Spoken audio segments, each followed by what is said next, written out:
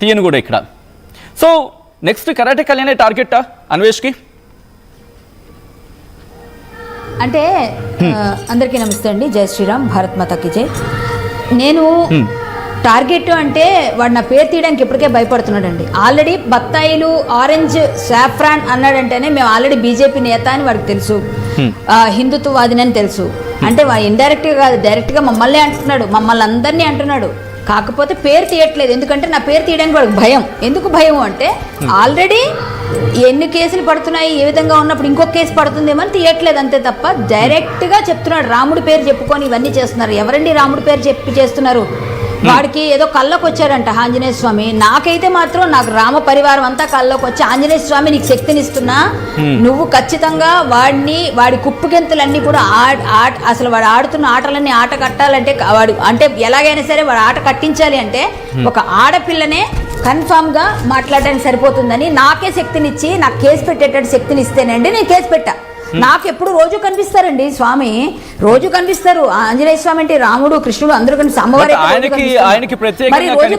ఏం చెప్తుందంటే ఆయనకి ప్రత్యేకంగా కనిపించి మీరు 2026లో ఎవరైతే టార్గెట్ చేశారో, ఎవరైతే కండువా కప్పుకొని ఇటు ఒకప్పుడు ఒకలా ఉన్నారు, కండువా కప్పుకొని వాళ్ళు చాలా పునీతులు అయిపోయారని అర్థం వచ్చేలా మాట్లాడుతూ వాళ్ళ సంగతి చూడు అని చెప్పి తనకు డైరెక్షన్స్ ఇచ్చారట.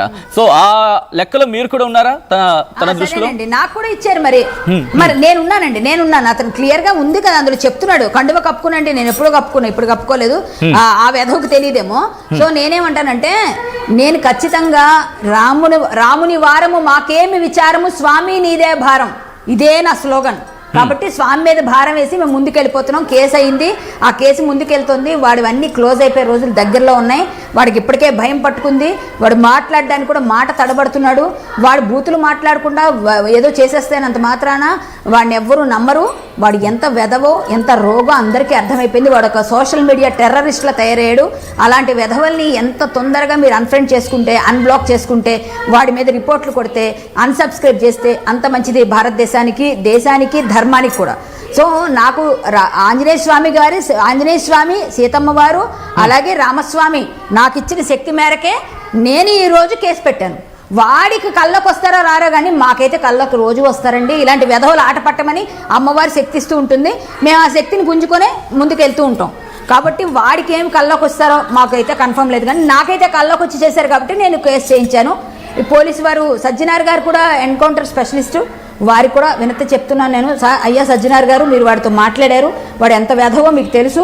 వాడు వెధవని తెలిసింది. ఇంకా ఇప్పుడు భారతదేశంలో ఉన్న వాళ్ళందరినీ, అంటే మిమ్మల్ని కూడా అన్నట్టే భారతదేశ పౌరులుగా వాడికి పాస్పోర్ట్ సీజ్ చేయించి, వాడు మొత్తం ఎక్కడ వాడు ఫేస్ కనబడితే యూట్యూబ్లో ఓపెన్ అవ్వకుండా బ్లాక్ చేయించి, ఆ తర్వాత వాడికి సంపాదించిన డబ్బులన్నీ కూడా సీజ్ చేయాల్సిందిగా కోరుతున్నాను. ఎందుకంటే భారతీయులు ఇచ్చిన ముష్టి అది, వాడికి వద్దట ఆ డబ్బు, భారతీయులు ఇచ్చిన ముష్టి.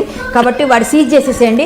ఏదైనా అనాథాశ్రమంకో లేకపోతే ఏదైనా అయోధ్య రామాలయంకో ఇచ్చేయండి. కానీ కళ్యాణ్ గారు తను అంటున్న మాట మీరు వినే ఉంటారు. తను ఏమంటాడంటే 2026లో నేను పక్కాగా మిమ్మల్ని టార్గెట్ చేస్తాను. ఎవరైతే సో కాల్డ్ అని ఒక బత్తాయి అనే పదం తను ప్రయోగించాడు కాబట్టి నేను ఆ మాట అనడం జరుగుతోంది. ఎవరైతే 2026లో వీళ్ళని టార్గెట్ చేస్తాను, మరి ముఖ్యంగా కండువా వేసుకొని సో కాల్డ్ ఇప్పుడు మాట్లాడుతున్నారు, గతంలో మాట్లాడలేదు అనేది తను అంటున్న మాట. బత్తాయి అనేది సార్ ఒక 2 వర్గాల వారు మాట్లాడతారు, అది అందరికీ తెలుసు. నేను వాళ్ళని ఇప్పుడు చెప్పక్కర్లేదు. మేము బత్తాయిలము లేకపోతే ఇంకేంటో వాడికి ఉగ్గుపాలతో సహా కక్కించకపోతే ఆరెంజ్ సాఫ్రాన్ ఫ్లేవర్ ఏంటో, సాఫ్రాన్ పవర్ ఏంటో ఎలా ఉంటుందో చూడమని చెప్పండి. వాడిని ఆ వెధవని రాసి పెట్టుకోమనండి. 2026 కరాటే కళ్యాణి చెప్తుందని చెప్పండి. అవసరమైతే 2026 వాడు చెర్లపల్లి జైల్లో లెక్కలు పెడతాడు. భారతదేశం వచ్చి ఊచలు లెక్కలు పెట్టిస్తాం. ఈ సాఫ్రాన్ పవర్ ఏంటో చూపిస్తాం, హిందుత్వవాదులు పవర్ ఏంటో చూపిస్తాం, సాధు పొంగుల మహిమ ఏంటో చూపిస్తాం. వీడేమైనా పెద్ద ఏదో మునిలాగా తపస్సు చేసినట్టుగా వీడు శాపాలు పెడితే అయిపోతాయి అనుకుంటున్నారా? ఈ దేశంలో పుట్టిన ప్రతి ఆడపిల్ల కూడా పవిత్రమైన సీతామాతను ఆదర్శంగా తీసుకుంటుంది. ప్రతి మగవాడు కూడా తల్లిలా భావిస్తాడు సీతామాతని. అలాంటి సీతామాతను అన్న ఈ వెధవకి ఈ భారతదేశం గురించి మాట్లాడే అర్హత కానీ, ఇక్కడ సాఫ్రాన్ యోధుల గురించి మాట్లాడే అర్హత కానీ లేదండి. వీడికి ఎవరి గురించి మాట్లాడే అర్హత లేదు. వీడిని అసలు భారతీయుడిగా గుర్తించడమే మన కర్మ. ఇంకోటి ఏంటంటే తెలుగు రాష్ట్రాల్లో పుట్టడం ఇంకా కర్మ. ఈరోజు ఈ వెధవ గురించి ఇంత చర్చ నడుస్తున్నాడు, ఇంకా బాధ. కాబట్టి ఇలాంటి వెధవల్ని మాత్రం ఆంజనేయ స్వామి తోక తీసుకొని కొడతాడు ఒక్కసారి. ఎక్కడో ఉండి ఏదో మాట్లాడుతూ భారతీయుల్ని రేపిస్టులు అనడం, భారతీయులందరూ చేతకాని వాళ్ళు అనడం, హిందువులందరూ ఇంత నపుంసకులు అనడం. వీడు ఎవడండి అసలు? వీడు ఎక్కడి నుంచి వచ్చాడండి? వీడు ఏం మాట్లాడుతున్నాడండి? భారతదేశం నుంచి వెళ్ళి ఇక్కడ అన్నీ నేర్చుకుని ఇక్కడే తిని ఇక్కడే ఉండి వెధవా నువ్వు తిన్న అన్నంలోనే అక్కడ రాళ్ళు వేస్తున్నావే. నువ్వు భారతదేశ పౌరుడిగా చెప్పుకున్నప్పుడు నువ్వు గర్వించాలి. నువ్వు పుట్టేవరా భారతదేశంలో, నెల గర్వించకుండా భారతదేశం అది వేస్ట్ దేశం అని మాట్లాడితే చెప్పు తెగేటట్టు కొడతారండి ప్రతి ఒక్కరు కూడా. కన్ఫామ్ గా చెప్తున్నాం. ఏమైనా పర్వాలేదు, నాకు వాడు దొరకాలి ఒక్కసారి అంతే. నిజంగా నా కరాటే నేను black belt, national gold 4 times. ఆ బ్లాక్ బెల్ట్ ఎప్పుడు వచ్చిందో ఎలా వచ్చిందో వీడికి మాత్రం చూపిస్తాను సార్, వాడిగా దొరికితే. నిజంగా అంత కోపంతో రగిలిపోతున్నారు. నాలాగా ప్రతి ఆడపిల్ల, ప్రతి హిందుత్వవాది, ప్రతి బీజేపీ నాయకులను అంటున్నాడు, యోగులను అంటున్నాడు, పుంగవులను అంటున్నాడు, మహాయోధులను అంటున్నాడు, అందరినీ మాట్లాడుతున్నాడు. అంటే వీడు అందరినీ ఒకే ఘాటికి ఎట్లా కడతాడండి? ఎలా కడతాడు? వీడు ఎవడండి అసలు? ఆఫ్టర్ ఆల్ కోడికిసుక గొట్టం వీడు మాట్లాడతాడండి? వీడు ఎవడండి అసలు మాట్లాడడానికి? వీడి గురించి మనం అసలు వాడిని ఎందుకు లాక్కు రావట్లేదు? ఇప్పుడే చెప్తున్నామండి, ఎంతవరకైనా వెళ్తాం. వాడి పాస్పోర్ట్ సీజ్ అవ్వాలి, అలాగే అన్నీ కూడా సీజ్ అయ్యే వరకు కూడా నేను పనిచేస్తానండి. నేను పనిచేస్తా, పక్కాగా పనిచేస్తా. నేను మాత్రం వీడిని వదలను. కళ్యాణ్ గారు కంటిన్యూ చేద్దాం. అసలు సాధ్యం అవుతుందా?